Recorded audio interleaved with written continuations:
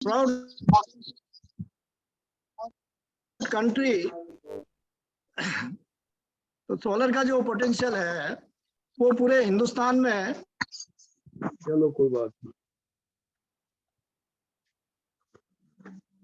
आवाज ही गायब हो गई थी। अच्छा कंटिन्यू। हाँ रुक जाती है।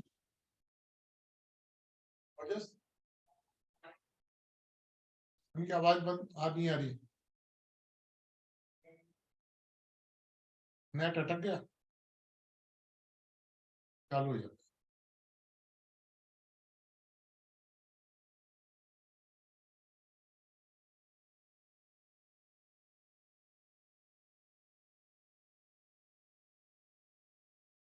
हाँ सर, हेलो, आवाज नहीं आ रही है।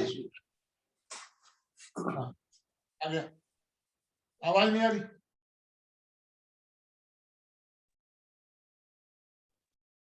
अब आ रही है?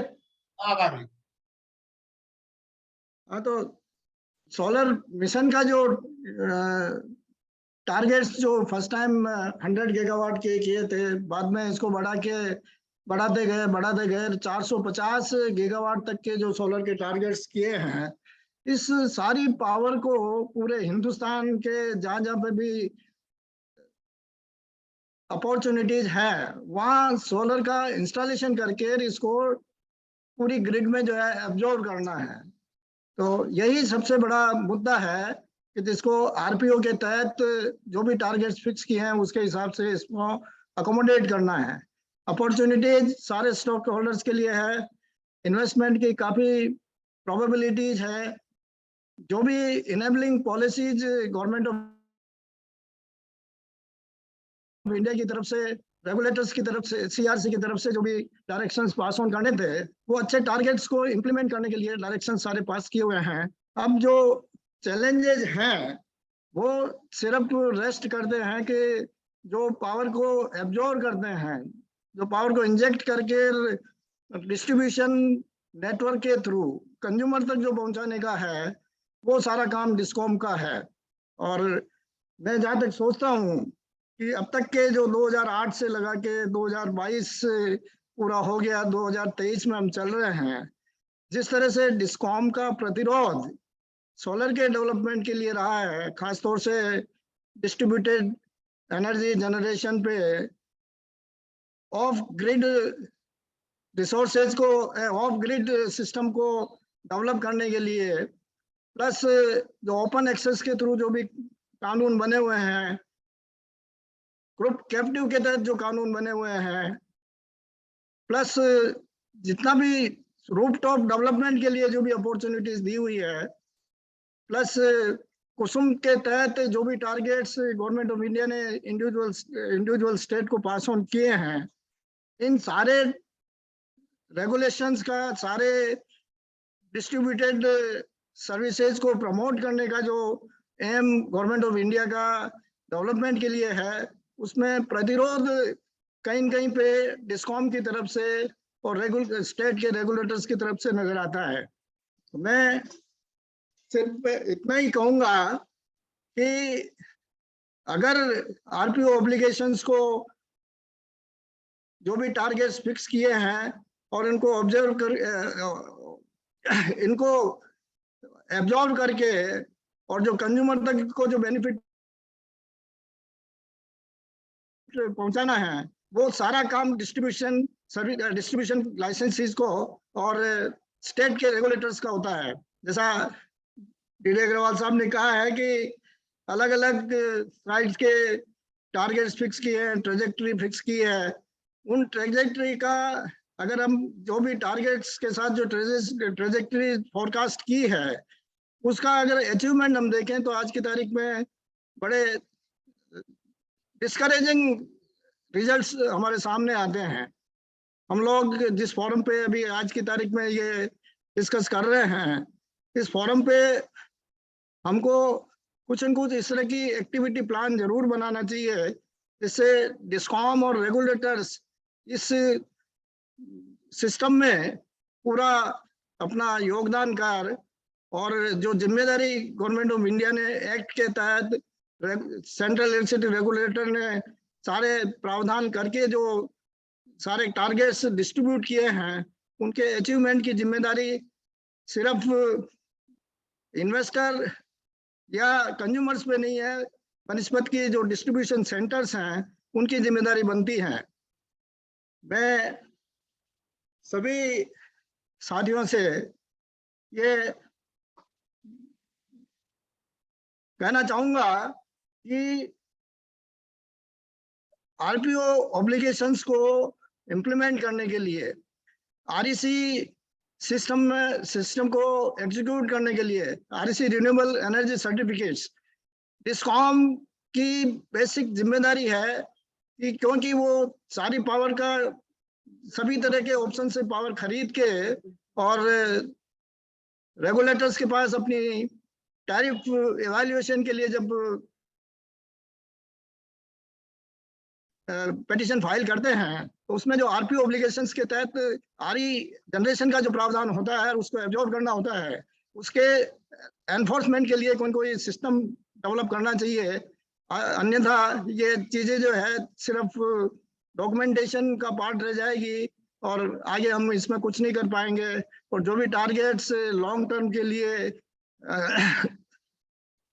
कार्बन उत्सर्जन के लिए जो भी टारगेट्स फिक्स किए हैं वो शायद हम नहीं कर पाएंगे, और जो एनवायरनमेंट के जो चैलेंजेस हैं वो और ज्यादा खतरनाक होते जाएंगे।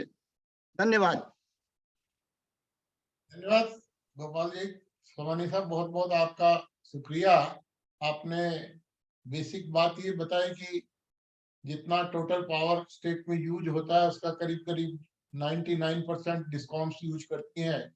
ओपन एक्सेस और सीपीपी जो जिसे कहते हैं वो लोग तो करीब 1% 8% पावर यूज होता है। तो बेसिकली रेस्पॉन्सिबिलिटी डिस्कॉम्स की है और डिस्कॉम्स को ही देखना है कि ये जो टारगेट्स फिक्स किए हैं ये कैसे अचीव हो और इसमें क्या किया जाए, क्योंकि डिस्कॉम्स में फाइनली बात ये आती है कि अगर नहीं करेंगे तो लॉस होगा तो टैरिफ बढ़ानी पड़ेगी और टैरिफ बढ़ानी पड़ेगी तो कंज्यूमर पे आएगा। तो इनकी जो प्लानिंग अभी होनी चाहिए, आज से 2 साल पहले हो जानी चाहिए थी या अभी भी करने का समय है, तो इनको इमीडिएटली जो भी इस तरह के मेथड्स हैं, जो इस तरह के प्रोजेक्ट्स हैं जिनसे कि ये टारगेट्स जो इन्होंने दिए हैं आरपीओ के वो अचीवेबल हो सके, तो उसके बारे में भी कुछ अपन लोग विचार करके आप भी कुछ अगर बता सकेंगे भाई क्या ऐसे मेथड्स हैं जो डिस्कॉम को अडॉप्ट करनी चाहिए तो जिसकी वजह से ये टारगेट्स अचीव हो सकते हैं। तो मनीष साहब कुछ बोलना चाहेंगे इस बारे में? डिस्कॉम्स नहीं,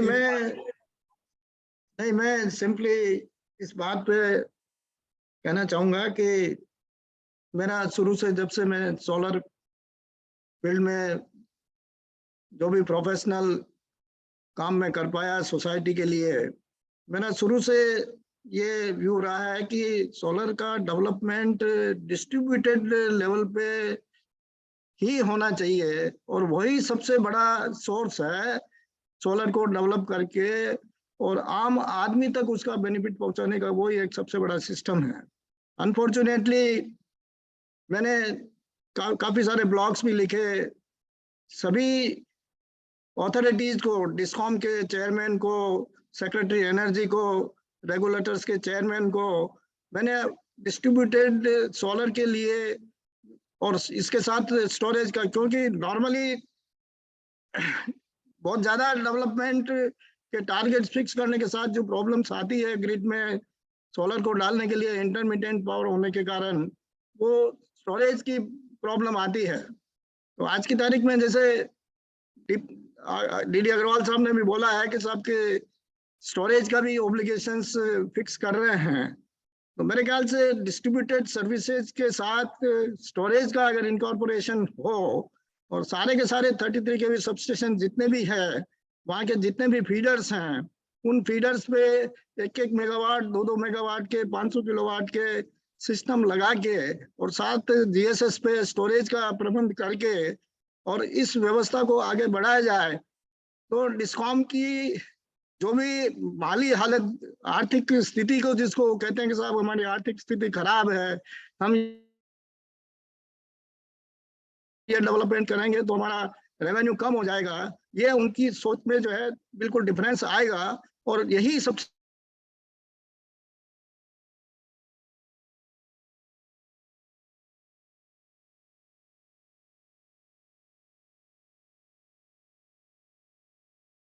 लगता है सुमेंद्र साहब का इंटरनेट दोबारा स्टक हो गया है, तो मैं वो दोबारा फिर वो उनसे बात करेंगे। अभी मैं हमारे प्रयास सिनर्जी ग्रुप के श्री सुमेंद्र अग्रवाल जी हैं। Sumendra Agarwal ji, hello Sumendra Agarwal ji, Sumendra ji are you online? हाँ प्लीज, आवाज नहीं आ रही है आपकी। हेलो, आवाज नहीं आ रही। सुमेंद्र जी आ गए हैं, he just checking a big line.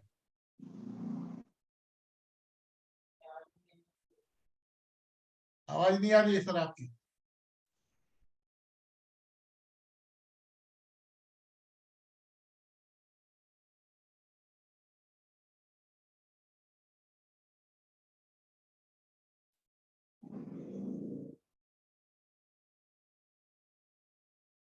आवाज नहीं आ रही सर आपकी। हाँ प्लीज। अब आ रही है। हाँ तो मेरा यही कहना है कि इस फोरम पे जो जिस तरह से रिसोर्सेज को डेवलप करके टारगेट्स को अचीव किया जाए, और जो एरिया आज तक नेग्लेक्ट होके रहा है, रूफ टॉप का, ओपन एक्सेस का, इंडस्ट्रीज को ग्रुप कैप्टिव में जिस तरह से भी सारी संभावनाओं को जो है सहूलियत देके और डेवलपमेंट का अगर टारगेट डालते हैं, और मेरा तो ये कहना है कि इवन डिस्कॉम को ये जिम्मेदारी भी लेनी चाहिए कि जितने भी 33 केवी सब स्टेशन हैं, उनके जो 11 केवी के फीडर्स हैं, वहाँ खुद ये डेवलप करें, खुद इन्वेस्टमेंट करें, और पावर जो है अपनी ग्रिड में लें, और उसको डिस्ट्रीब्यूटेड सिस्टम में जो है जोड़ के, और मेरे ख्याल से जो एवरेज टैरिफ है वो और नीचे आएगी बनिस्बत के ऊंचे जाने से। इसलिए इस सिस्टम को सुधारने के लिए सबसे बड़ा जो एलिमेंट है वो है distributed solar generation with storage. मैंने इस पे काफी सारे ब्लॉग्स लिखे हैं, काफी सारे सलाह दी है, और जो MNRE ने जो स्कीम निकाली है कुसुम की, वो भी उसमें मेरा बहुत बड़ा योगदान रहा है। और अनफॉर्चुनेटली उस पर्टिकुलर सिस्टम से भी जो है डिस्कॉम ने अभी तक कोई काम ज्यादा किया नहीं है। ठीक, बहुत बहुत अच्छे विचार आपने प्रकट किए। और मेरे को जैसी जानकारी है, महाराष्ट्र स्टेट इलेक्ट्रिसिटी बोर्ड ने ऑलरेडी 500 मेगावाट के अलग अलग डिस्ट्रिक्ट्स में और अलग अलग लोकेशंस पे प्लान ऑलरेडी कर लिए हैं। और मेरे को ये भी जानकारी मिली थी कि राजस्थान विद्युत उत्पादन निगम भी इस तरह की कुछ स्कीम्स बना रहा है, पर अभी उसको मेटलाइज नहीं हुआ है। और ये जो आपका सुझाव है कि 33 केवी सब स्टेशन पे, इसकी जानकारी डिपार्टमेंट को, लोकल स्टेट इलेक्ट्रिसिटी बोर्ड को काफी ज्यादा है। और हमारा भी बात 2-3 बार डिस्कशंस में यही आया है। वो बार बार कुसुम स्कीम का ही हवाला देते हैं, भाई अब 30% सब्सिडी दे रहे हैं और किसानों को लीज रेंट दे रहे हैं, और हो सकता है इस साल 700-800 मेगावाट पे पहुंच जाए। परंतु 700-800 मेगावाट से क्या होगा? हमारे यहाँ तो एग्रीकल्चर लोड 45% है, तो ऐसे केस के अंदर तो इनको बहुत ज्यादा एग्रेसिवली उसको परस्यू करना चाहिए। सुमेंद्र जी लाइन पे है सर? सुमेंद्र जी, प्रयास एनर्जी, सुमेंद्र जी, हेलो हेलो सुमेंद्र जी,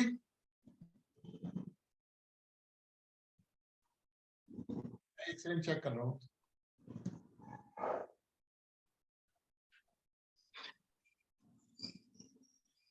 हाँ सर, लाइन पे आएंगे।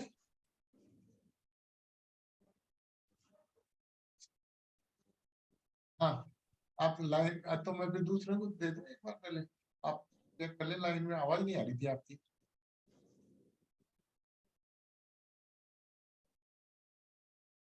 हमारे बीच में आशु गुप्ता जी हैं सोलर एसोसिएशन के, तो मैं ये आशु गुप्ता जी का मेरे को बहुत अच्छा मेरे सहयोगी हैं और हम लोग काफी आपस में डिस्कस करते रहते हैं।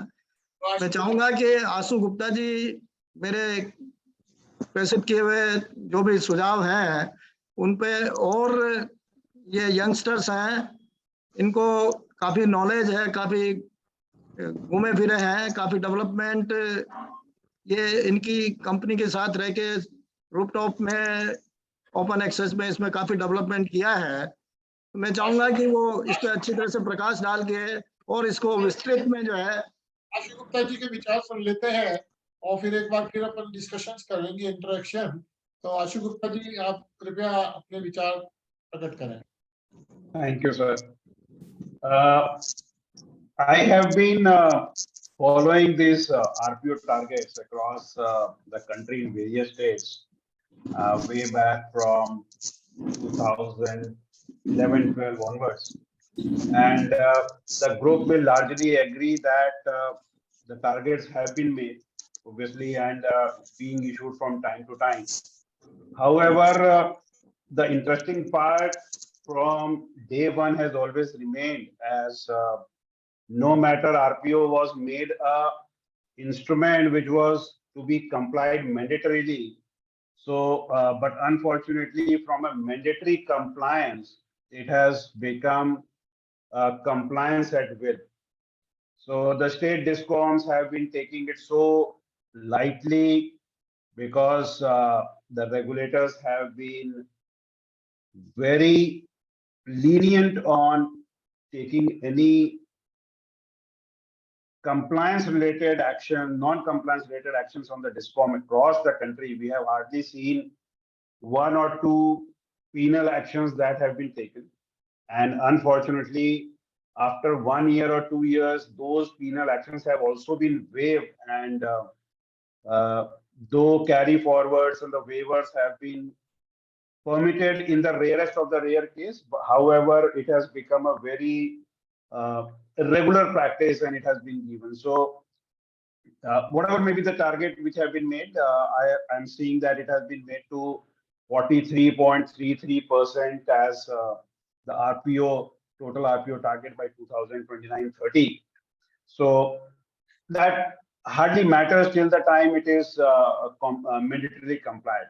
This doesn't mean that there doesn't exist problems. There are definitely problems with the discoms. I will come one to one and I will try to give certain suggestions which may be a solution to achieve these numbers. But obviously, another unfortunate part which I have been noticing and which you all will agree that most of the resource-rich states who have been known for pioneering in renewable energy sector are unfortunately the largest defaulters and laggards in terms of compliances of their own RPO. What I mean to say, no matter, say, I give you examples, suppose Rajasthan, Maharashtra, Gujarat, these are some of the states where you will find these are highly resource rich. They've got all the resources, they are blessed with all the resources, where a lot of sun energy is available, a lot of wind energy resources available. And we are proud to be having the largest number of installations in the country, and almost like 10,000 megawatt plus. However, when we see that how much RPO has been complied by the respective discoms of those particular states, then we see the numbers are very pathetic. Now that's a very embarrassing situation that we are resource rich, we have got large number of installations, but we ourselves are lagging in the compliances, and that is true for the states of obviously Maharashtra, Rajasthan, and a couple of other states. Now, this doesn't mean every time the discom has to be blamed and only one side has to be seen.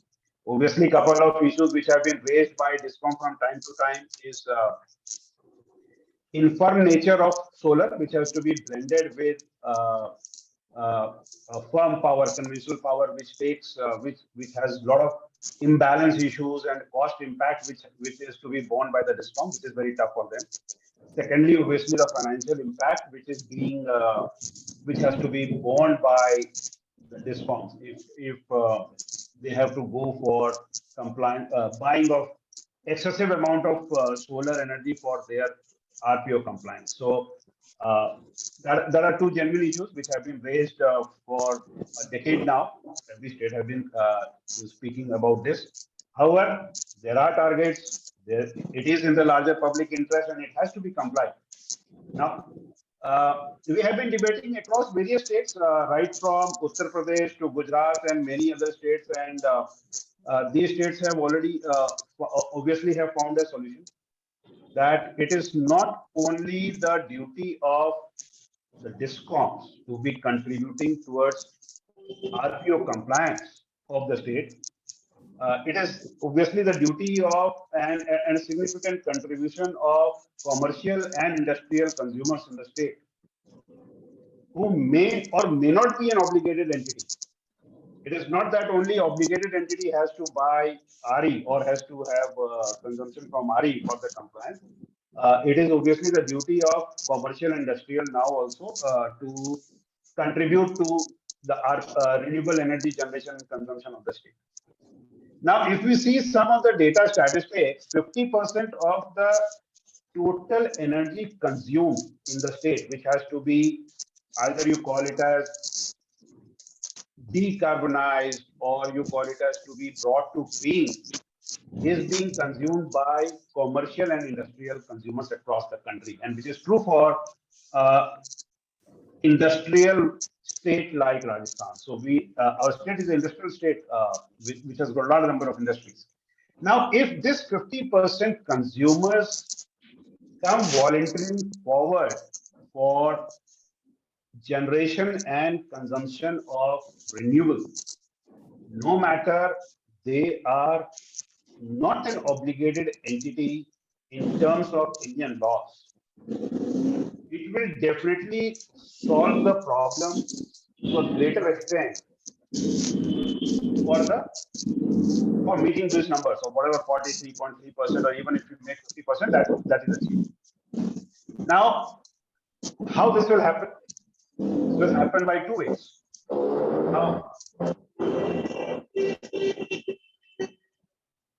Now, the first issue what is there is about infirm nature, which is a lot of solar standalone. If it is pumped, or wind if it is standalone pumped, it becomes very tough for the DISCOMs to balance it with the conventional power. So obviously the solution is hybridization. So the commission obviously should, or the DISCOM will wholeheartedly should definitely try to push or promote hybridization and usage, and or the maximization of usage of hybrid power in the state. Hybrid, I mean solar with wind. I'm not talking about wind with solar, because Rajasthan has got a very typical nature where solar will always be the leading technology and the minor technology will be wind. But it'll try to bring a lot of balance and firmness in the renewable energy sector. With hybridization, I mean biomass also to be hybridized with solar. That is also hybridization, which brings a lot of firmness and saving of a lot of bioresources in the state. So that will definitely try to solve the problem of that infirm nature of renewable, which is creating a lot of imbalance and financial issues. So I have not seen much of stress by the DISCOMs or the regulators or the policy makers to make wind solar hybrid or biomass solar hybrid to be implemented or to be made possible in the state. We have been only talking about solar or wind, or how to curtail solar, because that is infirm in nature. So the first solution obviously to address the challenges obviously will remain that more and more focus, more and more stress has to be given towards making it firm by hybridization. I'll come to some of the examples how some of the very progressive states have actually done, and they have successfully doing it also. Second, obviously, is like what Somani sir has also told, is making a favorable environment where industry and commercial can participate in renewable energy generation. They themselves fulfilling their sustainability goals. Many of the bigger corporates who are under compliance of ESG have their own sustainability compliance targets, which are not mandated by Government of India, but either they are mandated by their own board or their investors or their global clients, which push them that they go for decarbonization, or majority of the power which they consume is consumed from renewable energy. So they obviously play a very bigger role in this. Now, if I have to really make the C&I segment to contribute towards renewable, the role of investors cannot be denied. Now, this segment of contribution of private equity investors or private developers have been totally put to zero in the state of Rajasthan. Now, that is what is deterring the growth of this C&I segment in the state, which could have definitely led to contributing, achieving these numbers. Now, I give a typical example of the state of Gujarat. Gujarat has got a regulation where it has got a lot of permutation and combinations. It says if the C&I, either in third party or captive or group captive, they consume renewable energy from wind, solar, hybrid, or from wind, but allows the DISCOM to fulfill their RPO from that power, they will be given preferences as compared to industry which consumes power and doesn't pass on these green benefits to the rest. Now, that is what I call it as a win-win situation or a balancing situation between so-called consumption of RE by the industrial commercial, which DISCOMs obviously feel they are basically losing their key clients, as well as balancing in terms of giving the RPO benefit of that same RE free of cost to the DISCOMs. So the state definitely has to come out and rethink that the arbitrary restriction, obviously I have been talking, it is arbitrary restriction. They have been trying to go against the act and the rules by redefining the definition of captive, whereas the role and importance of the investors, private equity, or the developers have been totally stopped in the state. Now that has to be welcomed so that this sector can grow and it doesn't lead to burden. Now, the moment you allow a private equity or a developer to be coming up and setting up projects, they will go with more and more firm nature or innovative RE technologies in the state. My background also shows a very firm combination of wind and solar, which complement each other. So this is my submission and my points in this, that one, obviously hybridization has to be pushed. It has to be made as much mandatory as possible. It should not be like wind RPO or solar RPO. It has to be wind, solar, hybrid RPO or development to be done. Secondly, the investors and the developer model has to be definitely pushed or promoted, where this green attributes are complementarily transferred to the DISCOM. That's my take, sir. Thank you Ashu ji, बहुत अपने अच्छे विचार अपने व्यक्त किए हैं, and especially regarding C&I, because there is no thinking. The DISCOM's thinking is that they are our Dharu guy.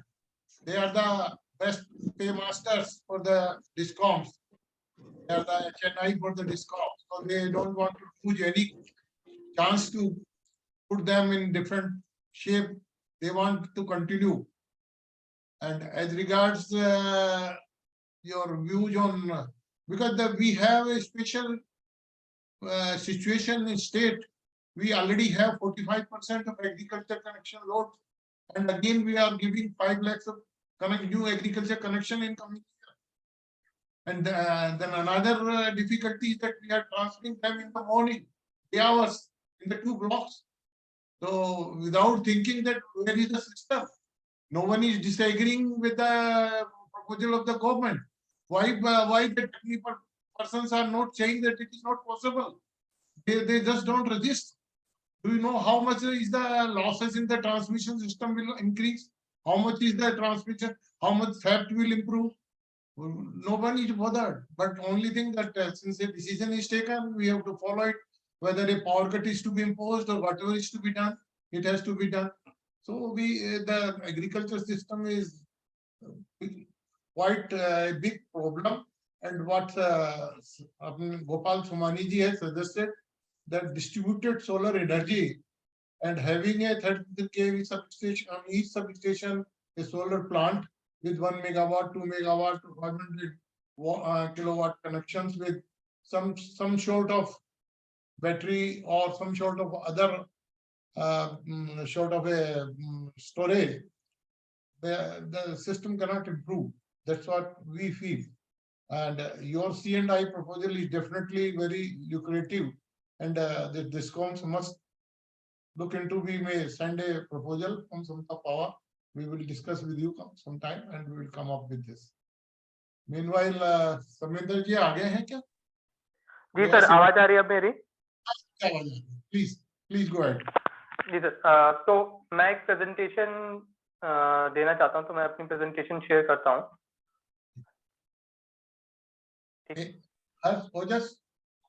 एक बार जी sir, मैं आपको देता हूं अभी. I will just give you that. Okay, I think you can see presentation, देख सकते हैं आप लोग. तो सर पहले स्पीकर सर मैं थैंक्स बोलना चाहूंगा, क्योंकि उन्होंने हमें काफी कुछ बताया कि आरपीओ का राजस्थान में कैसे हो रहा है या क्या करना चाहिए. तो इस पे ही अगर हम देखें तो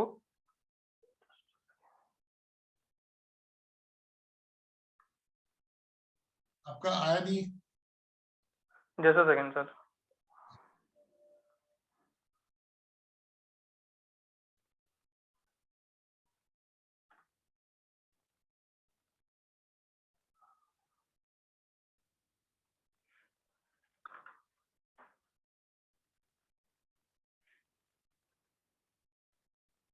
हाँ सर, तो मेरी स्क्रीन दिख रही है सर आपको? तो पहले मैं बताना चाहूंगा कि इंडिया लेवल पे अभी हमारा आरपीओ का क्या स्टेटस है, क्या हम कंप्लायंस पे कर रहे हैं एंड ऑल. तो जैसे कि हम जानते हैं कि अभी हमारे सारे स्टेट जो भी आरपीओ टारगेट रखते हैं वो 3 से 4 या 5 साल तक का होरिजन का रखते हैं. जैसे मान लीजिए 2022-23 से लेकर 25-26 तक ऐसे. और जैसे डीडी अग्रवाल सर या बाकी स्पीकर्स ने भी बोला कि हमने 450 गीगावाट आरई का टारगेट रखा है बाय 2030. तो उसी के करस्पॉन्डिंग में एमओपी ने अभी रिसेंटली जुलाई में आरपीओ की ट्रेजेक्टरी दी है नई, जिसमें हम 43.3% तक आरपीओ का बात कर रहे हैं और उसमें सोलर का परसेंट 4% है. तो अब अगर हम देखते हैं कि कौन कौन से ऐसे स्टेट्स हैं जिन्होंने इसको ऑलरेडी अपने रेगुलेशंस में लेके आए हैं, तो उनमें है जैसे कि पंजाब है, हरियाणा है, असम है, मणिपुर, मिजोरम है या छत्तीसगढ़ है. ये सब ऐसे स्टेट्स हैं जो कि ऑलरेडी इन टारगेट्स को अपने रेगुलेशंस में इनकॉर्पोरेट कर चुके हैं. इसके अलावा बिहार, राजस्थान और मध्य प्रदेश ने अपने प्रपोजल्स ड्राफ्ट स्टेज में किए हुए हैं. राजस्थान के अलावा जो बिहार और मध्य प्रदेश हैं उनमें ऑलरेडी कमेंट्स मंगवाए जा चुके हैं और उनकी पब्लिक हियरिंग भी हो चुकी है. तो हम उम्मीद कर सकते हैं कि कुछ दिनों में उनके रेगुलेशंस भी आ जाएंगे. इसके अलावा मिनिस्ट्री ऑफ पावर या सेंट्रल गवर्नमेंट हमेशा बात करती है कि हमें आरपीओ कंप्लायंस पे बहुत ज्यादा फोकस करना है. तो उन्होंने रिसेंटली ही एफओआर के रूल्स को अमेंड किया है, जिसमें उन्होंने बोला है कि अब FOR will be held responsible और to monitor RPO compliance of state. तो वो हर साल एनुअल रिपोर्ट देंगे जो कि 31 मई ऑफ नेक्स्ट फाइनेंशियल ईयर आएगी. मतलब जो अभी हमारा फाइनेंशियल ईयर चल रहा है FY 22-23, इसकी रिपोर्ट 31 मई 2023 तक आनी चाहिए। इसके अलावा अगर हम देखें तो हम लोग प्रयास ही एक अपना आरपीओ टारगेट्स और इसके कंप्लायंस को मॉनिटर करता है, और हमारे अपने पोर्टल है जो कि रिन्यूएबल एनर्जी डेटा पोर्टल है, उस पर हम इनको पब्लिक डोमेन में डालते हैं जो कि कोई भी एक्सेस कर सकता है। एज ऑफ नाउ हम सारे आरपीओ टारगेट जो भी स्टेट्स के रेगुलेशंस में हैं हम उनको दिखाते हैं, और हम कंप्लायंस भी कुछ 14 स्टेट्स के हैं उन पे हम ट्रैक करते हैं और भी हम करने वाले हैं। तो अब हम आते हैं, अगर हम देखें कि आरपीओ रेगुलेशंस अक्रॉस स्टेट्स कैसे हैं, तो हम देखेंगे कि हर स्टेट में कुछ ना कुछ अलग तरीके से आरपीओ रेगुलेशंस डिफाइन किए गए हैं। तो एक तरीका जैसे कि हम राजस्थान में ही देख सकते हैं, तो हमारे पास आरपीओ के रिगार्डिंग 3 रेगुलेशंस हैं। एक आरपीओ एंड आरईसी रेगुलेशंस है, एक रिन्यूएबल एनर्जी ऑब्लिगेशन का रेगुलेशन है, और एक ऐसे ही पावर परचेज और पावर प्रोक्योरमेंट का रेगुलेशन है राजस्थान में। इसके अलावा बाकी काफी स्टेट्स हैं जो नेट कंजम्पशन, मतलब हम जब भी बोलते हैं RPO, so it is a percentage of something. So this something which we call as net consumption also varies across state to state. Some say it is for total consumption. Some say it should be total consumption excluding hydro power sources. Some say total consumption excluding hydro and excluding RE power as well. As a result of this, comparing RPO targets across states is very difficult, and it is not also justified in that sense. Then RPO categories are also varying across the nation. So some have composite RPO, some have solar, non-solar bifurcation. Rajasthan at this moment has solar, wind, biomass, and others, and HPO. Then there's the provision of penalty. So some states have provision regarding regulatory fund or penalty or any proceeding under section 142, but recently Electricity Amendment Act bill, which is under consideration of Parliament, or you can say Standing Committee, proposes some kind of a rupees per unit penalty under the proposed act, and we have to see how this will come up and how things will go in that direction. But yeah, it is very important to know that we don't know how much penalties have been levied in different states, or if the regulatory fund has been created and how much amount is deposited in those funds. So it is not available in public domain, and very rarely we come to know about any such proceeding which says, okay, the penalty has been imposed or what is the status of those penalties. Other than that, the RP monitoring and data reporting, as per the various state regulations, it is the responsibility of obligated entities and nodal agency to provide data. So in a way, obligated entity provide data to nodal agency, which then check their compliance and then give its findings to state regulatory commission. So we don't know, and other than that, there are also some regulations which say that there should be quarterly reporting of these, but there is no publicly accessible data on if this data is being reported and how much is the actual compliance that these agencies are reporting in on quarterly basis. Then there is also a difference of how these compliance proceedings are to be done. So some states have a separate petition or suo motu procedure under which a petition has to be filed by DISCOM or commission itself by suo motu, takes cognizance of what is the status of RK compliance and goes with this proceeding. Some other states allow it under their true up petition process. So again, these call for a standardization in that way. Okay, what it should be at least clear. Okay, what is the process that a state will be following? And it should be clearly stated in their regulation itself. But it is not being done as of now. Other than that, if you see the data reporting also varies across state to state. So some states give a good amount of data. So like how much, what was the actual consumption that was done, how much was the hydro that was purchased during that year, then source wise bifurcation of RE procurement, through them, then the REC purchased, the cost of REC that was incurred to purchase RECs, GTAM power procurement and all those things. And on the other hand, there are many states which just gives, okay, this was the actual RPO compliance thing in percentages and just final finding if it was, you can say, met or not. Now, if we see about this, so as I was telling you about this RE data portal that we have, so you can see that there are various states which have RPO targets more than Rajasthan as of now. So if you can see clearly that the Rajasthan target that has been proposed now for 24-25 financial year, so it is going to increase from 21% for this or next financial year to suddenly 29%, which again means that there will be a sharp rise in RPO targets for the state. But again, because other states are also following it and many already incorporated, so we have to see how we can convince the regulator to check how to go forward with this. Then if I go with the RPO compliance status in Rajasthan till now, so we find that the last order on RPO compliance was passed in November 2021, in which they have allowed DISCOMs to meet their accumulated backlog of RPO compliance, which was at the with the quantum of some 11,000 MUs, and for the subsequent years till 23-24, which means by March 24, and after that only this proposed regulation will come into play. So already they have a huge backlog which they have to complete, and DISCOMs are have now said that they will be complying with the RPO compliance in some time. So the previous order of 2017 also, in that commission has allowed them a relaxation of 5 years to comply with the previous shortfall.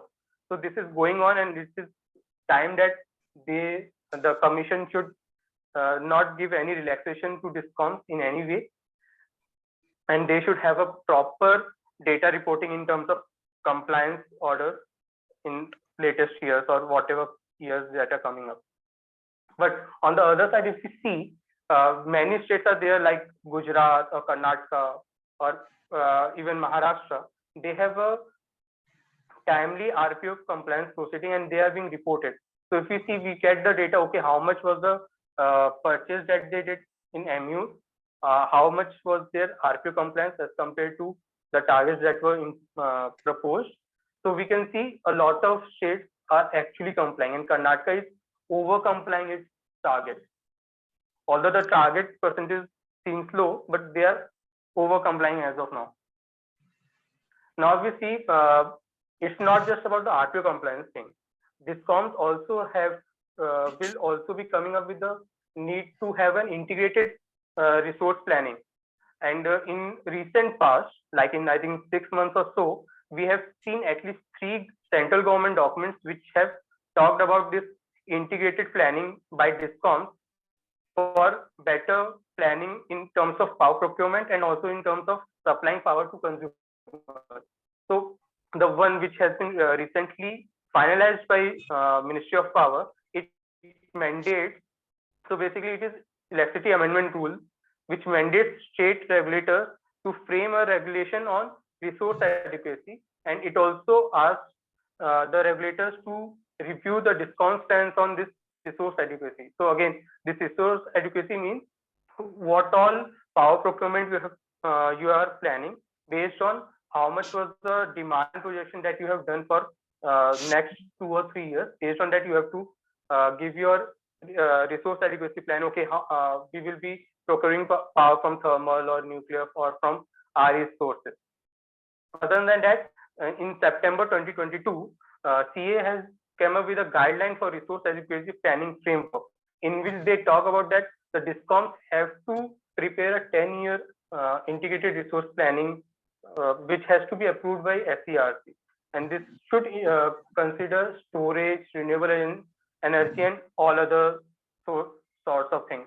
And other than that, CERC has come up with a draft electricity grid code, which also talks about DISCOM submitting a 5-year demand supply plan, which can be then checked by the regulator and SLDCs and even NLDC at the later stage to go for a complete system planning in that way. Now, if we see the RPO framework that has been proposed by this recent regulation on which we have this webinar, so they have talked that the RPO targets will be effective from 24-25, which means we have at least 1 year of time for the DISCOMs or other obligated entities to plan their power procurement strategy in this duration, and they can have PPAs or float tenders of procuring power in such a way that they can fulfill their RPO targets, which we think is a good step. But on the other side, the target categories that they have given are wind, HPO, other RE and SPO. SPO is a good thing, but including large hydro in RE for RPO consideration is a thing that we should reconsider in a way. And I think we all know that the targets that this regulation has proposed is in sync with MOP targets, and it is based on total consumption. So just to keep in mind, earlier our RPO targets were as a percentage of total consumption excluding hydro for Rajasthan, but now they are changing it to total percentage of total consumption, which will at least have a change in both denominator and numerator. So the denominator will at least the basically total consumption parameter will increase at least by 4,000 MUs for DISCOM, which can have a huge impact on the RPO compliance by those DISCOMs. So it is the need to check what will be the impact of this small change that we sometimes don't see in that case. Other than that, they have said that for penalties and RPO compliance, there is no provision given in this. They are saying that it will be governed by Electricity Act of 2003 and Commission's own regulation of REC and RPO compliance of 2010, which again says that there should be reporting of data reporting by 31st of September for each part for the financial year and all. So we have to check if this timeline has to change or not. Now, if we move forward to the role of FCRC in improving this RPO framework and RPO compliance state, then we will first of all focus on having a stricter timeline for data reporting, and also not just timeline but also having a provision of penalty in case there is any failure or any delay in reporting that data in public domain. Other than that, there is a need that they should come up with a proper mechanism of RPO compliance thing. So it will be better if Commission itself has a section on its website for RPO compliance tracking, which tells us the data on if the quarterly data that was supposed to be given by obligated entity has been provided to Commission or nodal agency or not, and if yes, then what is the status and how Commission is going to move forward with that verification thing. And it should also give a clear timeline on in how many days the data has to be reported on compliance, and in how many days the Commission will start its proceeding on RPO compliance. If there is any delay, then the Commission should itself start the proceeding suo moto. Then I think, as other speaker was also telling, it will be good that the Commission has a separate target for decentralized solar capacity, and which we can mainly focus on Kusum scheme or rooftop projects in the state. Then it will be good. I think it was also being discussed that we have a lot of solar capacity or potential in state of Rajasthan. So instead of going with the this subcategorization into wind, others and HPO, Rajasthan can follow the path of Karnataka or AP, which have come up with a composite RPO target. So it can be in line with MOP target of 29% to 43%, but it will be irrespective of from which source you buy. So this will again give a freedom to distribution companies on purchasing the cheaper and most reliable source of renewable energy in the state, or from other states, and they can procure it and give supply to the consumers at economical rate as well. Other than that, the regulations already talk about energy storage targets. So it will be good to start with some pilots. And I think as the previous speaker was talking about this 33 kV feeder substation energy storage, this can be one of the things that they can start in pilots. So they can start with at least identifying some 10 or 15 or even 50 such substations in which they can try to implement such storage projects and check what will be the impact of such energy storage projects on reliability and power supply to the consumers in those substation areas or feeders. And it will be a good case study for other states also to follow in that sense. Then, as I told you, there are already 3 regulations in state of which deals with RPO in some sense. So it will be good if they can be consolidated into one, because even this regulation which is coming up for 2023, it is not repealing any of the existing regulations in the state. So it will be good if they can consolidate all the provisions of this RPO framework in one regulation for the clarity of the obligated entities, if any. Then it's not just that the SERs have to do their part, have to fulfill their role, but distribution companies also have to come up with some kind of their proactiveness for RPO compliance. So broadly, they can do at least 2 things. One is they should try to evolve a resource adequacy plan, which should consider the RPO targets that are being set by state regulators and the RE capacity that they have already contracted or they have planned to contract for the future years. And it can cover also how much will the demand projection for the state discom, how much storage do they need. They can identify the locations of these storage projects as well, and they can do it for not just for next 2-3 years, but also till 2030, which can give them a better planning outlook on the related to RE procurement strategy or any other strategy in terms of maintaining the demand load in the state. Like they can go with demand response strategy or demand side management strategy, all those things. Other than that, there is also need that they should give a timely RPO compliance data to state nodal agency, which can be used for a timely RPO compliance in the state. Then lastly, I would like to tell you all that need that there is a format for data reporting by these obligated entities to state nodal agency and then subsequently to regulatory commission. So it's not just about this RPO compliance, but the regulations are also saying that a discom has to give up advanced data on for the ensuing year. So for example, for FY 23-24, they have to give their plan or RE procurement plan and data by 1st January of 2023 in a way, saying that, okay, this is our plan for RE procurement in next year and we will be fulfilling RPO compliance through this procurement strategy and so on. So it will also give a good sense of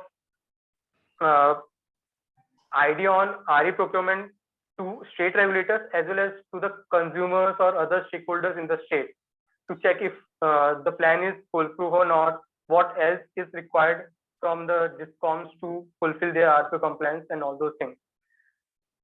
And it can include a lot of data like on how much RE is procured, what is the source procurement, REC procurement, market procurement or from the generation from rooftop or AG solar pumps or from Kusum scheme and all those things. And also it can cover some data on if there was any imposition of penalty or not, was there any shortfall of RPO targets or not and all those. And I think, yeah, that's it. Thanks.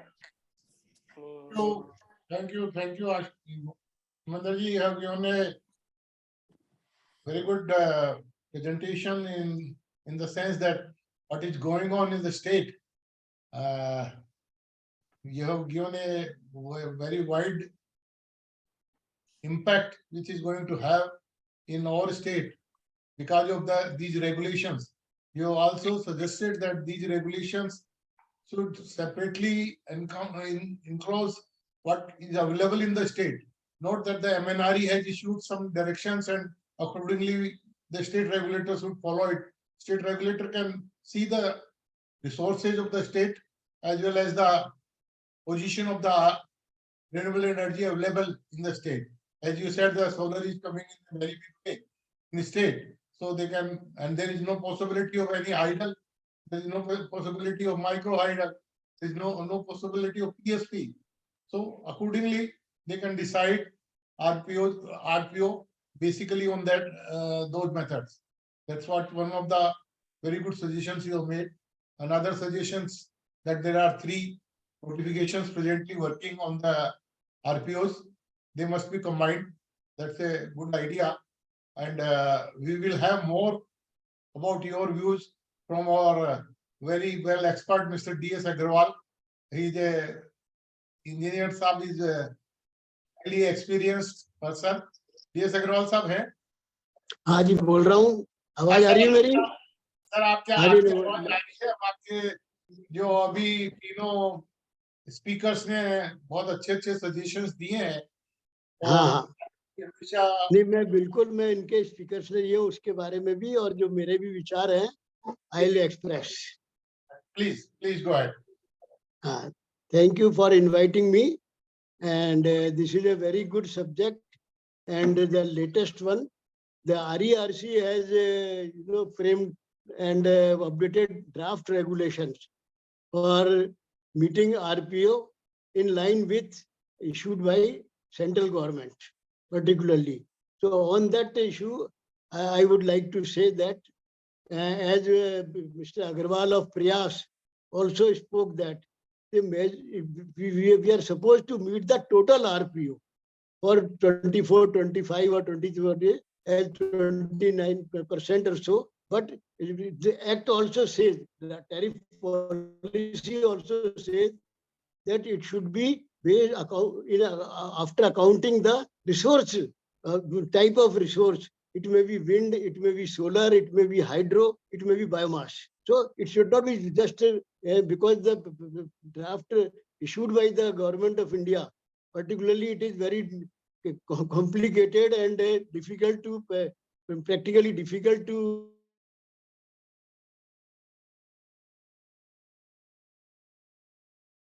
आपका net hang हो गया है.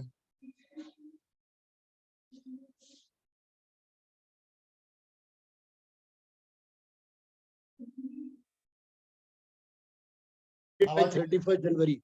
So I would just in brief, I would like to explain what my comments would be like that. So first I would like to mention that Rajasthan is not that much lagging as Mr. Agarwal of Prayas told in reporting the obligation. I'll tell you for the financial year 21-22, Rajasthan has completely reported the obligation met. It is exceeding 14%, more than 14% against the targeted obligation of 18.3%, 30%. So it's not very much lagging. And now with the coming of more and more solar projects and one project of 1200 megawatt wind project, which they are installing outside Rajasthan, where the wind intensity is more. The RPO target for 23-24, I think against a target of 21.66%, I think Rajasthan will be meeting target of around 18 to 19%. This is not bad because intermittent nature of RE projects and the availability and must-run status. There is a practical difficulty in Rajasthan, for particularly in the night, how to handle the thermal projects with the must-run status of this wind and they are allowed to run. So there is a practical difficulty for not meeting. And for that practical difficulty, I think now storage is the best. With storage, that difficulty will be removed. And I may explain that for storage also, Rajasthan Electricity Regulatory Commission has very recently approved a 1200 megawatt solar project with storage, and to meet morning and evening peak.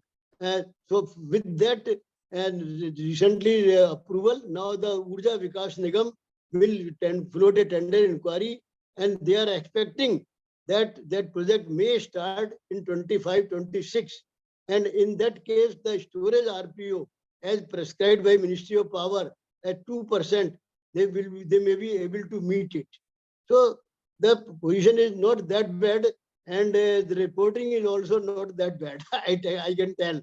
So, but my suggestion now for this is that already the prescribed RPO for up to 23-24 of about 21.66%, with that prescribed separate RPO for wind, solar, biomass, and hydro. So with that is based on the availability of the resources.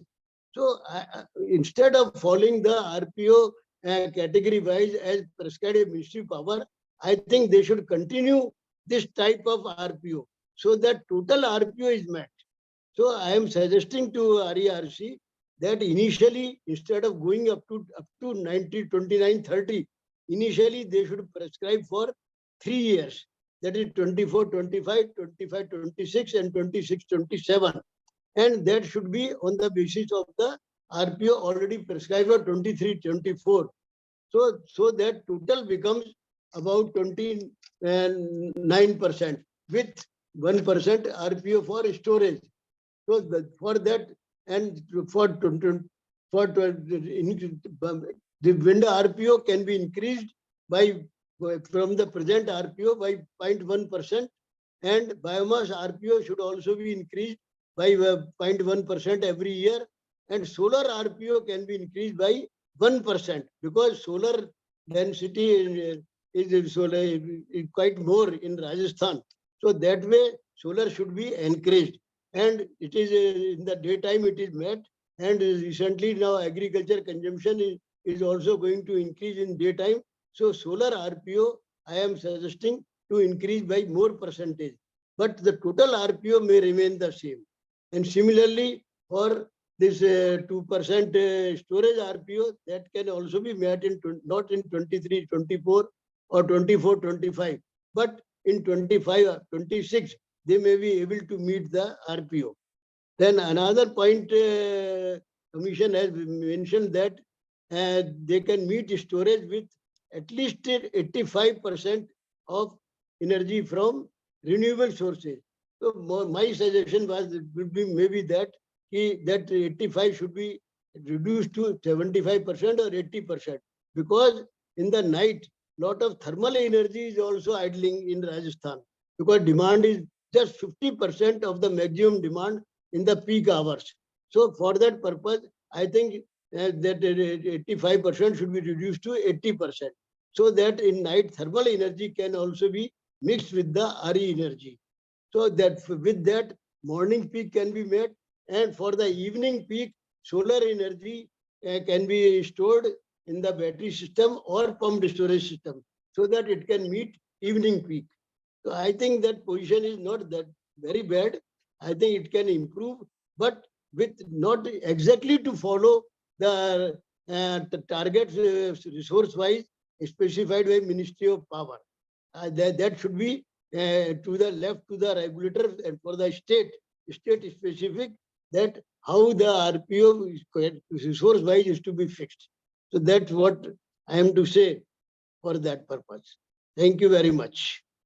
Thank you, Agarwal sir, for giving the latest position of the RPO in the state.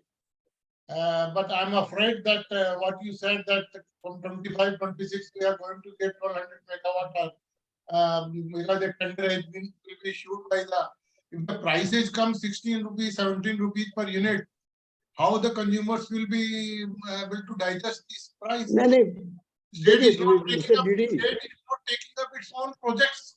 Why do we rely only on others? Why should we wait for the market to give us the RPO? Why can't we have our own systems? Why can't a RRECL, which has a lot of money in their hands, why can't they put up a project? Why should we wait for the buy from the SECI or some other source? Why can't a project can be put up very soon? Maybe PSP cannot be put up, but others can be done very soon. So my suggestion, what you have said is that state agencies, whether it is RVUN with Father Nikam, or whether it is RRECL, or whether it is Urja Nikam, they should explore the possibility of having their own system or system to meet out these storage and RPO targets. We may think that we are seeing the situation, more and more solar, more and more power cuts for the industry. And then where do we stand? We are already having highest tariff in the country, in the state. So where we are leading, the losses are increasing, things are changing on the bed side, transmission losses is going to increase. How do we decide all this? Generation plant at Suratgarh, no sensible person can say who was responsible for putting the plant at Suratgarh. Why couldn't we have it at the Kali Sindh at that time? This has put the Rajasthan in great loss. You can see the availability, you can see the PLF, you can see the shutdowns, you can see the availability of coal at the station. So these things are very important. And now again, planning for another 10 years right now is made. What will be the requirement of 43% of the this thing RPO at that time? We can't see it because we don't have planning. Sir, I suggest you being in the business, you are being in the knowledge of all these things, must suggest the authorities that a 10-year planning right now, and not depending on others that they will supply you, you will buy it, will going to harm the state in many ways. Sir, we have A.K. Gupta sahab hai. A.K. Gupta sahab hai.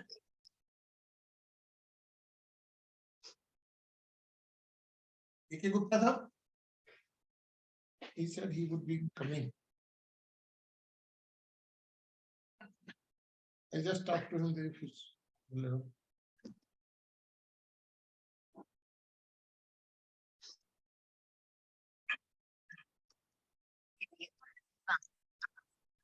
किया है तो sir आपका call उठाइए अपना line बार बंद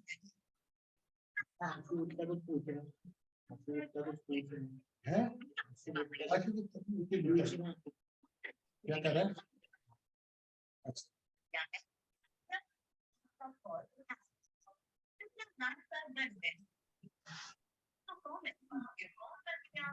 अग्रवाल जी मेरी आवाज आ रही है? वीके गुप्ता बोल रहा हूँ।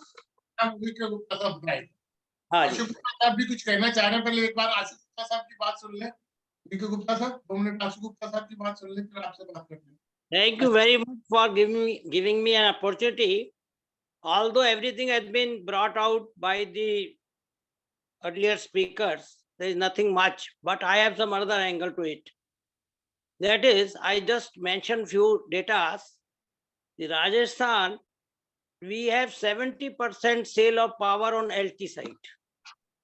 So I fully agree with Mr. Somani's proposal of distributed distribution of energy. That is one thing. Secondly, the past practices, which has been mindset of the DISCOMs and as well as the regulator, everybody has spoken about it. I fully agree with that. And they are not even observing the Act, Section 86(1)(e), where say they are to be promoted, RE power is to be promoted. But they are not promoting. There is no reason. On the contrary, there are a number of points where one can very well observe that they are demoting it.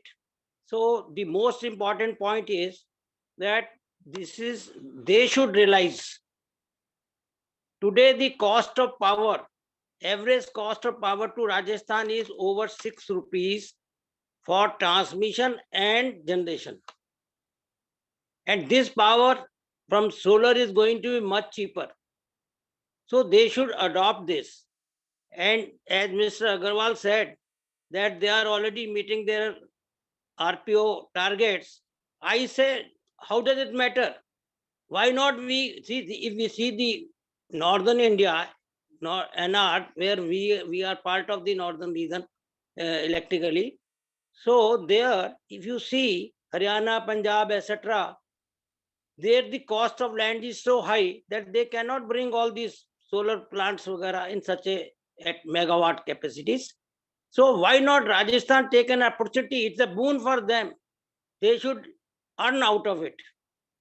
That's what I want to say. So I will submit that somehow or the other, the Samta Power should try, or the others association should try to have a meeting with the regulator and discoms first. And we have to convince them first, then only the results will come. That's what I want to say. Thank you very much, sir. We always agree that even the rooftop solar is discouraged by the discoms. Everyone knows about it. There are Yes. a lot of hurdles being created in putting up a, people are not being paid the incentives pending for last 3 years. So how can we improve upon? So Ashu ji kuch कहना चाह रहे थे sir? Right, sir. So I am obviously every time of a firm believer that no matter RPO and RPO compliance is a thing which is the need of power plus for good for the world, good for the nation. However, it creates a burden on the discoms, and obviously everything has to be seen as an opportunity. And if discoms also start seeing as an opportunity with the help of the regulator, obviously more and more RE deployment can happen in the state in either of the ways. Either it is through CNI or through solarization of the feeders, or by government RECL or the discom coming up with their own solar plants. Now, as we all know, Rajasthan is a industry-rich state where most of the industries are global suppliers of their products. Now, what I mean to say is when they are global suppliers, they have a global pressure to go green, and they have to have round-the-clock renewable energy power, which they cannot get it from any self-option, either by purchasing it from open access or from self-installed rooftop or a ground-mounted plant. So they have to have certain solutions. Now, this is the place where the discoms can play a major role in not only solving their problem, but also earning out of it. Now, this is normally being adapted. This has been adapted in last couple of months by a couple of states, like state of Telangana, state of Karnataka has recently introduced, state of Haryana has already introduced, which is called a green tariff premium. There is something called a green tariff premium, because discoms normally buy in bulk from solar, they buy from wind. They buy from wind from various sources across the country so that they have more or less RTC type of power available. And this power in turn, they are billing it to various consumers who are or manufacturing sectors which are under global pressure to sell their products outside India for having more and more RE. So what they do, if you see, Telangana Commission has approved a green energy premium of 60 paise over and above the normal tariff. So suppose I am industry, suppose I am a chemical industry which consumes good amount of power, and I want 100% of the power to be coming from RE. I have my own RE plant which can give me at the max 20% or 30% of the RE power. So the balance 80% I buy from the discom. I buy from the discom. I pay 60 paise or 70 paise or 40 paise, whatever is the premium decided by the commission. So I pay that premium to the discom, buy RE power. I comply with my sustainability goals. I increase my productivity because I have a better sale and better acceptance of my product in US and the European markets. And what DISCOM says, DISCOMs are buying RE at a much cheaper price, so their APPC goes down. They add their balancing cost to that, and then they are making a premium out of that also. So that is what I call it as earning from the DISCOMs in the opportunity. So I have not seen Rajasthan coming out with a similar option, which is called green tariff premium, where they are proposing that the industry and commercial can also get round the clock RE, or they can maximize their RE consumption by sourcing the differential RE quantum from the DISCOM. So that will be a very good value proposition to be proposed. It will make DISCOMs also very happy that they can get some more money out of whatever RE they are procuring.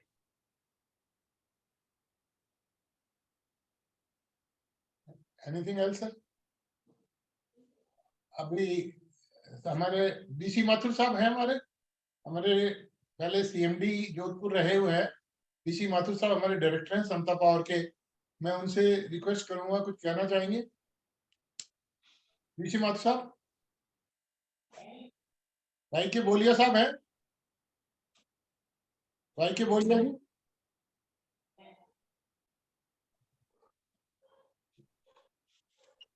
Vipin Mathur साहब आप हैं? विपिन माथुर साहब आप कुछ कहना चाहेंगे? आवाज नहीं आ रही आपकी। अरे डीडी साहब, मैं कुछ ब्रीफ करना चाहूंगा बाद में। अच्छा, हाँ, नहीं, बहुत अच्छा डिस्कशन हुआ और आगे और होए तो ठीक रहेगा, फिर बाद में वोट ऑफ थैंक्स मैं करूंगा।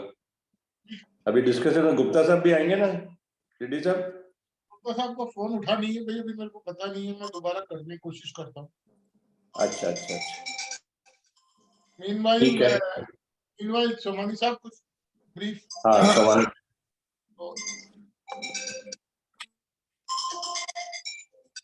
अभी आशु जी ने और प्रयास के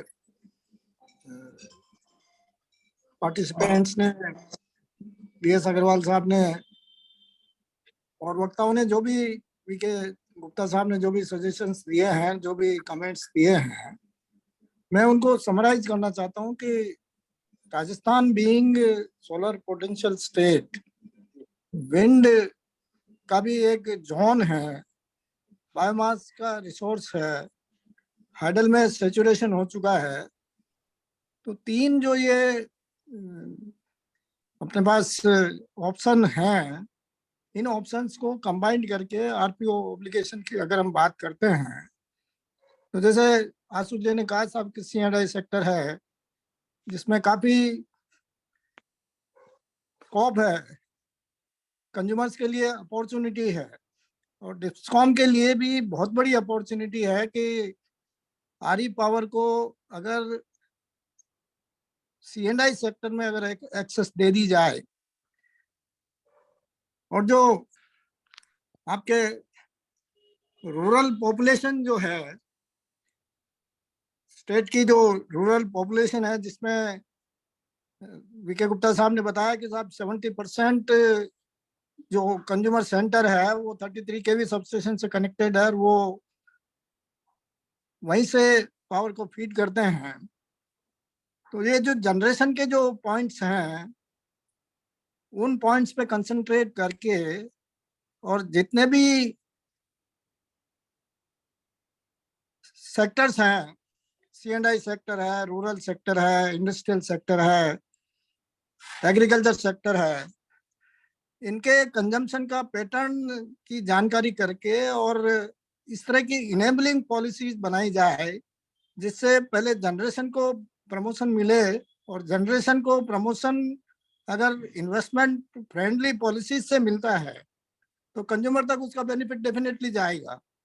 और जहाँ तक इकोनॉमिक्स का सवाल है, मुझे अच्छी तरह याद है कि सोलर पावर जब 16 रुपए 17 रुपए की टैरिफ पे थी, तब भी उसको एक लिमिटेड स्कोप देके उसको ग्रिड में इंजेक्ट किया था, और टैरिफ को उसी तरह से इवेल्युएट किया था। जो जो टैरिफ नीचे आती गई, जो सोलर की कॉस्ट नीचे आती गई, उसका इंटीग्रेशन जो है ग्रिड में बढ़ता गया। तो सेम वे अगर मान लो ग्रिड में आपको इनकंसिस्टेंट पावर को अगर बैलेंस करना है तो स्टोरेज के साथ जो हाइडल स्टेशन हैं, हो सकता है कुछ गैस बेस्ड पावर प्लांट भी जो है जैसलमेर की तरफ लगाए जा सकते हैं। तो उन सब का इस तरह से करके और 24/7 अगर मान लो रिन्यूएबल को करना है तो वो स्टोरेज से संभव है। और हर सेक्टर को पूरी जानकारी करके, कंजम्पशन का पैटर्न जानकारी करके और उसी तरह से जनरेशन पहले डिस्ट्रीब्यूट करके और उसको सोलर आरपीओ में अगर एब्जॉर्ब करें तो मेरे ख्याल से यही संभावना और यही आगे के लिए जो है अपने जो टारगेट्स अचीव करने हैं, कार्बन को जो है, कार्बन जनरेशन को जो नीचे लाना है, उसमें बहुत मददगार होंगे। और इनेबलिंग पॉलिसीज को फ्रेमवर्क जो तैयार करना है, ये जो फॉरम अपना बना हुआ है समता पावर का, तो उस तरह की पॉलिसी स्ट्रक्चरिंग जैसे लोगों ने कहा है, स्पीकर्स ने बोला है कि साहब महाराष्ट्र में अच्छा है, गुजरात में अच्छा है और कहीं पे भी अच्छा है, तो वहां से इनपुट्स लेके और राजस्थान की पॉलिसीज में भी उनका समावेश किया जाए। बस यही मेरा कहना है। धन्यवाद सम्मानी साहब। मैं एक तो सुमेंद्र जी से निवेदन करूंगा कि उन्होंने जो पॉइंट्स रेज किए हैं उस पे अगर हमको थोड़ा ब्रीफ भेज दें तो 31 शायद 30th लास्ट डेट है कमेंट्स भेजने की, तो हम लोग उसके ऊपर बेस करके कुछ अपनी तरफ से जो पॉइंट्स हम समझ पाए वो जोड़ देंगे और कुछ उन्होंने जो पॉइंट्स बताए हैं वो जोड़ देंगे। और DS अग्रवाल साहब अलग पॉइंट्स भेज ही रहे हैं। आशु जी से भी निवेदन है कि वो भी अपने कमेंट्स पूरे बना करके डालें, VK गुप्ता जी भी डालें, और हमारे समता पावर के कुमारी साहब से भी निवेदन है, क्योंकि जब तक रेगुलेटर पे ये प्रेशर नहीं होगा, मैंने देखा कि हम पिछले 4-5 सालों से 8 सालों से रेगुलेटर के यहाँ जा रहे हैं, कोई उनको कमेंट्स ही नहीं आते हैं। कोई लोग अपना सब ये मानते हैं कि भाई ये तो जो करना है वो करेगा, अपना ये सब मानना है, बात होगा वो सही भी होगा आपका मानना, पर फिर भी अपनी वस्तु स्थिति उनको अवगत कराने में हमारे को किसी तरह का संकोच नहीं होना चाहिए। और एक समय आएगा जब अपनी आवाज सुनी जाएगी और उसके बेस करके अपन टेकअप कर सकते हैं। तो मैं समिंदर जी से निवेदन करूंगा कि वो हमको एक ब्रीफ नोट अगर भेज सके तो बहुत हमारे लिए, अगर ईमेल कर दे कल ही तो हम उसको बेस करके अपना कुछ पॉइंट्स बना देंगे। अभी समता पावर के ओल्ड डायरेक्टर चौड़िया साहब, आप कुछ कहना चाहेंगे? चौड़िया साहब आवाज नहीं आ रही, आप ओपन करिए। म्यूट करो। साहब आप भी कुछ कहना चाहेंगे? हाँ चौड़िया साहब, चौड़िया साहब, हाँ बोलिए, आवाज आवाज खोलिए, आवाज नहीं आ रही। हेलो, आ रही है आवाज आवाज? सर? हाँ आवाज हाँ आवाज आ रही है। हाँ साहब, मेरा तो सभी से साधारण निवेदन है कि गवर्नमेंट ऑफ राजस्थान सोलर को प्रमोशन करना ही नहीं चाहती। जिस प्रकार नॉर्मल कंज्यूमर पर जो इलेक्ट्रिसिटी लेती है वो 40 नया पैसा है और सोलर जनरेशन के ऊपर 60 नया पैसा ले रही है, और जबकि सोलर के ऊपर उनका कुछ भी इन्वेस्टमेंट नहीं है।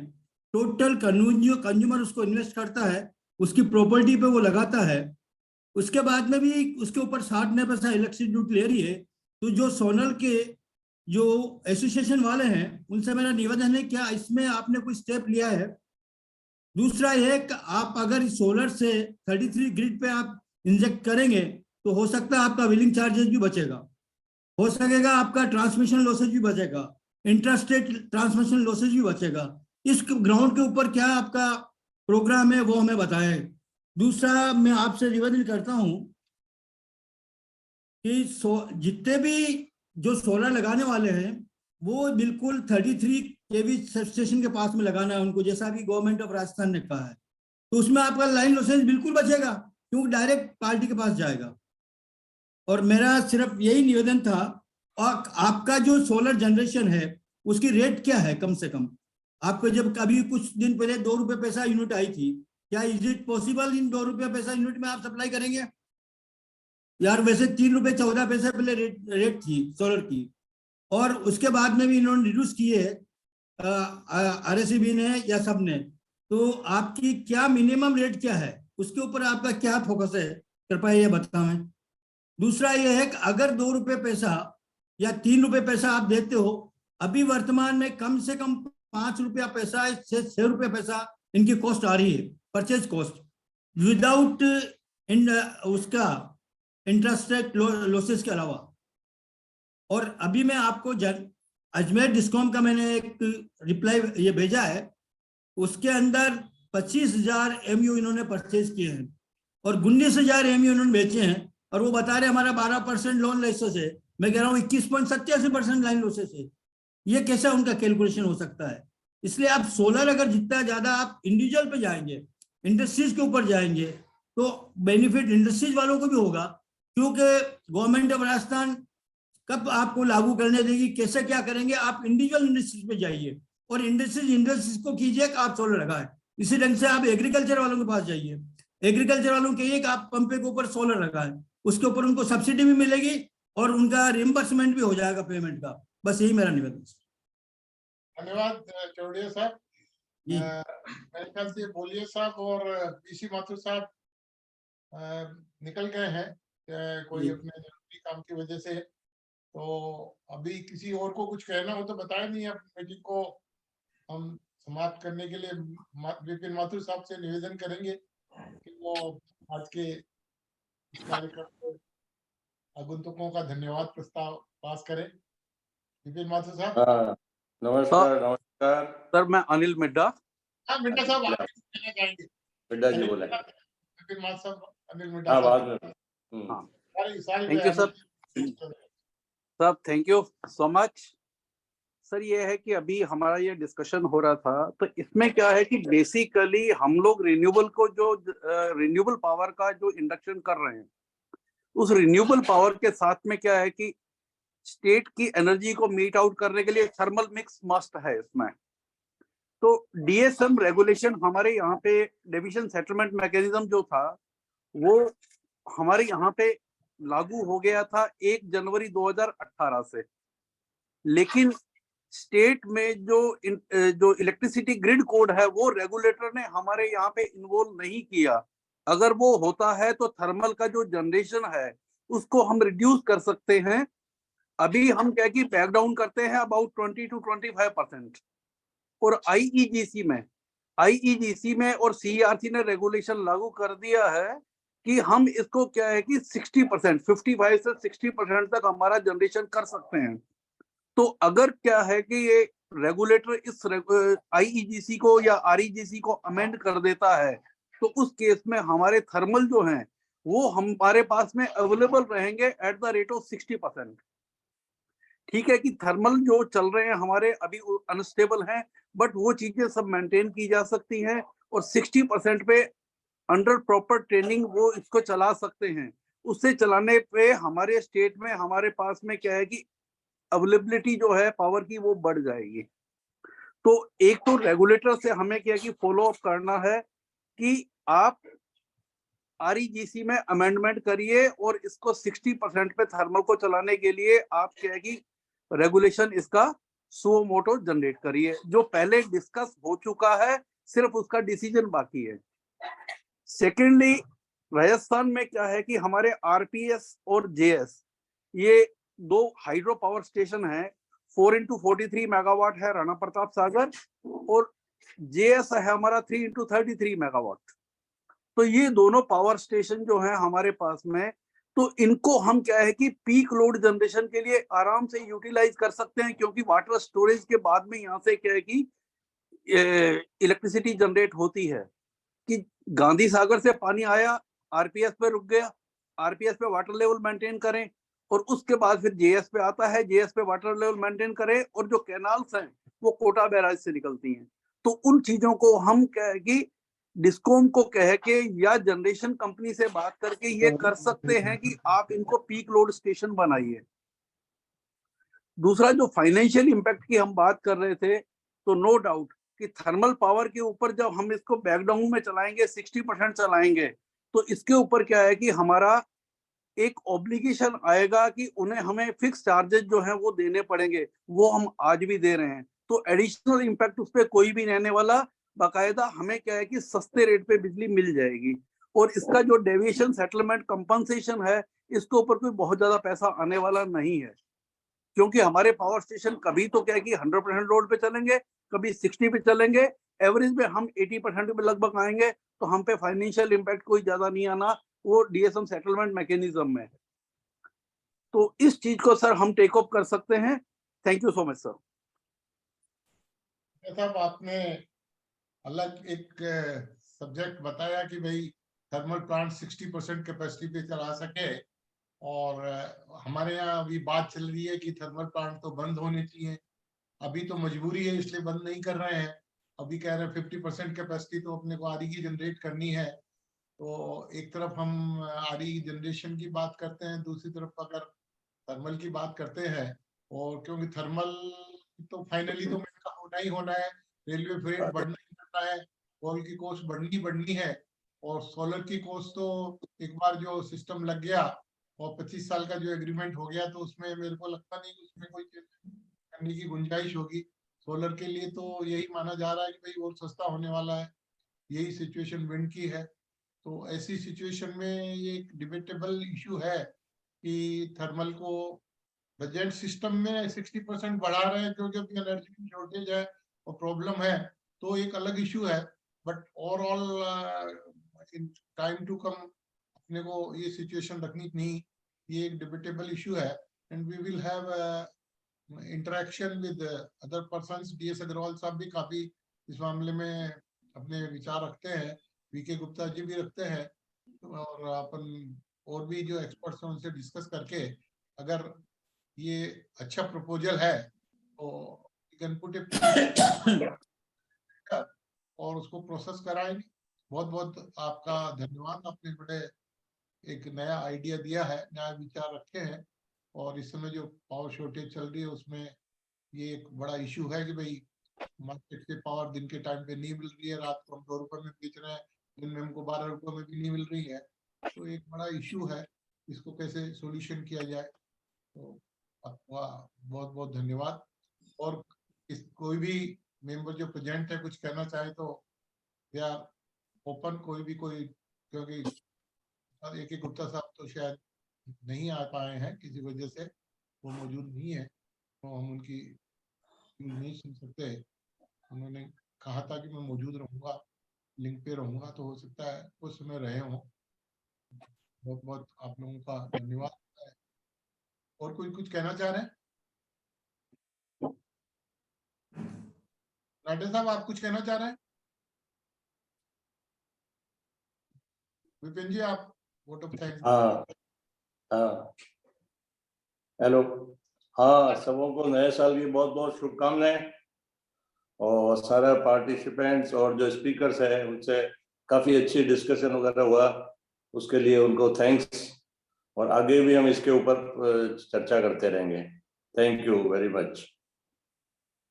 अग्रवाल साहब, सभी से रिक्वेस्ट है कि कमेंट्स जरूर डालें। हाँ, कमेंट्स डालें। ओके।